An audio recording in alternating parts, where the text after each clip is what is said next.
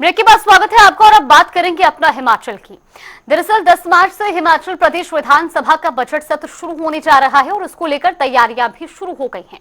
इसी कड़ी में विधानसभा के अध्यक्ष कुलदीप सिंह पठानिया ने बजट सत्र के दौरान सुरक्षा और अन्य व्यवस्थाओं को लेकर अधिकारियों के साथ बैठक की।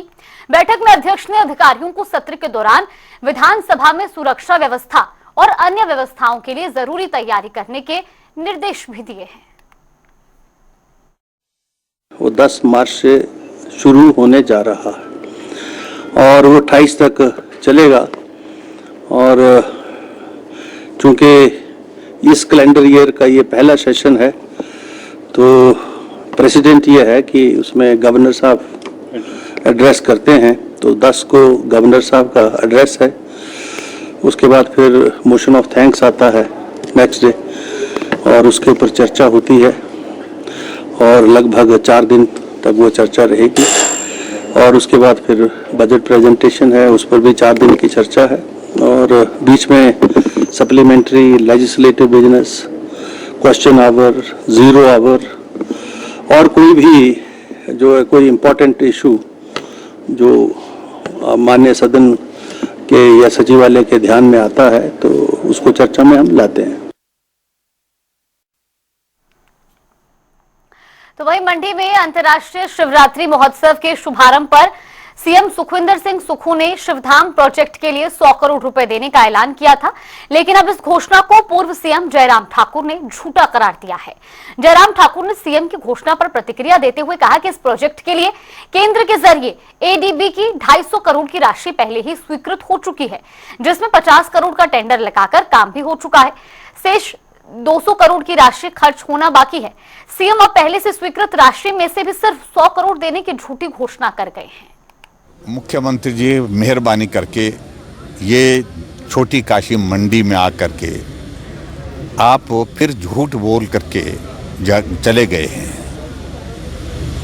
कौन सा 100 करोड़ स्टेट गवर्नमेंट की ओर से दिया जा रहा है? आपके पास तो स्थिति यह है कि आपके पास 10,000 रुपये से ज़्यादा ट्रेजरी में बिल क्लियर नहीं हो पा रहे। आप मंडी में 100 करोड़ की घोषणा करने की जो बात कह रहे हैं, ये कौन से पैसा? ये सही मायने में वो पैसा है जो 2200 करोड़ रुपए सेंट्रल गवर्नमेंट से एडीबी के प्रोजेक्ट के अंतर्गत हमने स्वीकृत किया था, जिसमें 200 करोड़ रुपए मंडी के लिए रखा था, मंडी के शिवधाम के लिए रखा था। उसमें से भी आप 100 करोड़ रुपए निकाल करके 100 करोड़ देने की बात कह रहे हैं। 250 करोड़ का प्रोजेक्ट है और 250 करोड़ का प्रोजेक्ट में से 50 करोड़ का टेंडर पहले लगाया था, जिसमें 40 करोड़ रुपए लगभग खर्च कर दिया गया है। 200 करोड़ रुपए आना चाहिए और वो पैसा आपका नहीं है, वो सेंट्रल गवर्नमेंट का एडीबी का पैसा जो है, एशियन डेवलपमेंट बैंक ने वो पैसा दिया है और उसमें भी आप 100 करोड़ रुपए के लिए मुकर गए। 100 करोड़ रुपए आप देने की बात कह रहे हैं। मैं समझता हूं कि लोगों को गुमराह करने का काम बंद करना चाहिए, झूठ बोलना बंद करना चाहिए और विशेष तौर से जब देव स्थानों की बात आती है तो बिल्कुल झूठ नहीं बोलना चाहिए। ये देव स्थल जो है झूठ को बर्दाश्त नहीं करते हैं। तो वहीं बीजेपी के प्रदेश प्रवक्ता महेंद्र धर्माणी ने वामपंथी दलों, विशेष रूप से मार्क्सवादी पर तीखा प्रहार किया। उन्होंने कहा कि प्रदेश में इनकी कोई राजनीतिक जमीन नहीं बची है। उन्होंने ये भी कहा कि सीपीएम केवल कांग्रेस के प्रवक्ता की तरह काम कर रही है और जनता से जुड़े मुद्दों पर इनकी कोई गंभीरता नहीं है। क्या कुछ उनका और कहना है, आप भी सुनिए। असफल और अप्रासंगिक हो चुके साम्यवादी आज देश के यशस्वी प्रधानमंत्री आदरणीय नरेंद्र मोदी जी को अर्थव्यवस्था पर ज्ञान बांट रहे हैं। कितना हास्यास्पद लगता है कि जिस विचार को दुनिया ने 20वीं सदी में नकार दिया, जहां इसका जन्म हुआ, उसको वहां से इसको नकार दिया गया, लेकिन अपनी रोटी और रोजी संघर्ष के नारे देकर के जनता के बीच में जाते थे, आज ऐसे बयान देकर के हास्य के पात्र बन गए हैं। लेकिन जिस प्रकार से साम्यवादी नेता प्रदेश सरकार का बचाव करने के लिए सामने आ रहे हैं, उससे लगता है कि वो कांग्रेस के माउथपीस यानी सामान्य भाषा में बोले तो भोंपू बन करके रह गए हैं, क्योंकि जिस प्रकार से पिछले 2.5 वर्षों के अंदर प्रदेश में आर्थिक कुप्रबंधन के कारण आर्थिकी बिगड़ी है, उसके लिए केवल और केवल अगर कोई दोषी है तो प्रदेश की सुक्खू सरकार है। तो वहीं धर्मशाला में पूर्व मुख्यमंत्री जयराम ठाकुर ने अचानक जोनल हॉस्पिटल पहुंचकर पूर्व मीडिया कोऑर्डिनेटर और एडवोकेट विश्व चक्षु की पत्नी का हालचाल जाना और वहां मौजूद डॉक्टरों से मरीज की स्वास्थ्य स्थिति की जानकारी ली।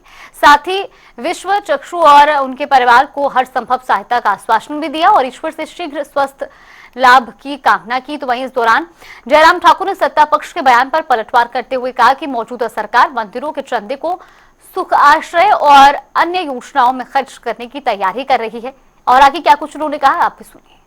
फैसला लिया है, इनने सरकार की 2 स्कीमें, सुखाश्रय और दूसरी सुख शिक्षा योजना, इन दोनों योजनाओं को जो बजटेड स्कीम्स हैं उनके लिए सरकारी जो मंदिर हैं, जो ट्रस्ट हैं, जो सरकार के नियंत्रण में है, उससे पैसे लेने की बात।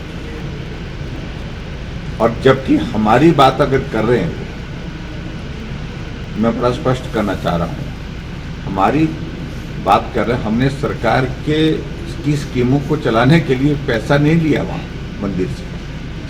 बहुत सारे मंदिर और ट्रस्ट हिमाचल प्रदेश में गौशाला चलाते हैं और कुछ जगह गौशालाएं एनजीओ चलाती हैं। जब मैं मुख्यमंत्री बना तो मेरी कैबिनेट का पहला फैसला था कि हम कोशिश करेंगे जिस गाय को हम मां बोलते हैं उसको आश्रय मिल सके। तो वहीं केंद्रीय कानून मंत्रालय ने प्रस्तावित एडवोकेट अमेंडमेंट बिल 2025 के विरोध में शिमला के वकीलों ने राजभवन तक मार्च निकाला और एडवोकेट अमेंडमेंट बिल को वापस लेने की मांग की।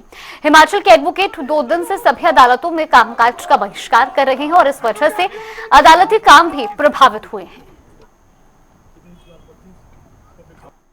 ये एक जो बिल इंट्रोड्यूस हुआ है, इनफैक्ट ये बिल की पीछे की जो सोच है, all advocates through out country हम इसको अपोज कर रहे हैं।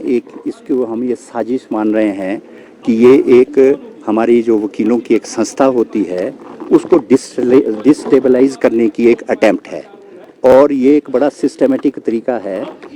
इससे पहले अगर कानून की नज़र से देखो 3 एक्ट्स बने थे, उसके बारे में भी इसी तरीके की एक सुजेशन आई थी कि हम इसको लोगों से राय लेंगे, उसके बाद हम इसमें कोई तब्दीली करेंगे। अगर देखा जाए सिर्फ नाम को बदलने के अलावा अंदर के कंटेंट्स में कोई भी कानून उसमें नहीं बदला, वो चाहे इंडियन एविडेंस एक्ट है, वो चाहे इंडियन पिनल कोड है, वो चाहे CRPC है। आज उसके सिर्फ नाम भारतीय हो गए हैं, बाकी उसके अंदर का कंटेंट नहीं है। We are not at present, हम उसको नहीं मुद्दा बनाएंगे। पर उसके बाद आया, उन्होंने सोचा कि जब ये एक्ट्स हमारे बन गए हैं तो एडवोकेट्स एक्ट में भी क्यों ना ऐसे सुजेशन डाले जाए, फॉरेन के एडवोकेट्स वो यहाँ आ सकेंगे, वो अपने किसी एक पर्टिकुलर संस्था से रजिस्टर हो जाएंगे, वो अपने वकालत कर पाएंगे। तो वह हिमाचल प्रदेश में HRTC चालक परिचालकों का प्रदर्शन जारी है और इसी कड़ी में ड्राइवर और कंडक्टर यूनियन की शिमला में गेट मीटिंग हुई, जहां उन्होंने मांगे न मानने पर 9 मार्च को चक्का जाम की चेतावनी दी है। उन्होंने कहा कि सरकार HRTC ड्राइवर कंडक्टर की देनदारियों को चुकता नहीं करती तो 9 मार्च को रात 12 बजे से HRTC ड्राइवर कंडक्टर अगले 72 घंटे यानी कि 3 दिन तक हड़ताल पर चले जाएंगे। तो इन्होंने आज तक हमारी कोई बातें मांगे मानी नहीं है। मैं आपको पीछे ले जाना चाहूंगा कि माननीय मुख्यमंत्री मोदी ने झूठ पे झूठ बोलते हुए 12 अक्टूबर को घोषणाएं की थी 59 करोड़ देने की, ना वो 59 करोड़ मिला।